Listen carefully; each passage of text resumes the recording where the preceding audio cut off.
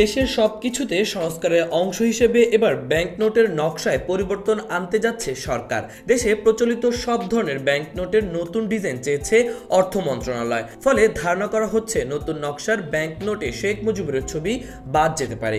Bangladesh bank ও অর্থ মন্ত্রণালয় একাধিক কর্মকর্তার বরাত দিয়ে সংবাদ মাধ্যমে এমন তথ্য এসেছে। গত 29 সেপ্টেম্বর অর্থ বিভাগের ট্রেজারি ও ঋণ ব্যবস্থাপনা অনুবিভাগের উপসচিব এলিস শর্মিন স্বাক্ষরিত এক চিঠিতে মন্ত্রণালয় বাংলাদেশ ব্যাংকে নতুন নোটের জন্য নির্দিষ্ট নকশার প্রস্তাব পাঠাতে অনুরোধ করেছে। চিঠিতে নতুন মুদ্রার নকশার পরিবর্তন তত্ত্বাবধানকারী বাংলাদেশ ব্যাংকের মুদ্রা ও ডিজাইন অ্যাডভাইজরি কমিটির সুপারিশ চাওয়া হয়।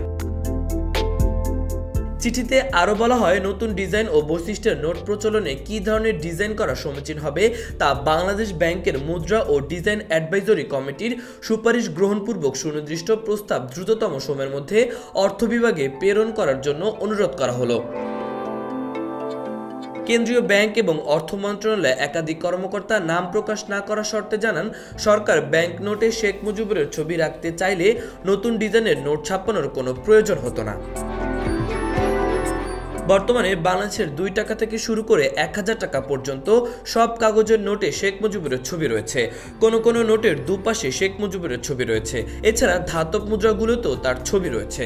নতুন ডিজাইনের এই প্রবর্তনের মাধ্যমে শেখ হাসিনা সরকারের অধীনে প্রতিষ্ঠিত মুদ্রামান থেকে একটি উল্লেখযোগ্য পরিবর্তন দেখা যেতে পারে।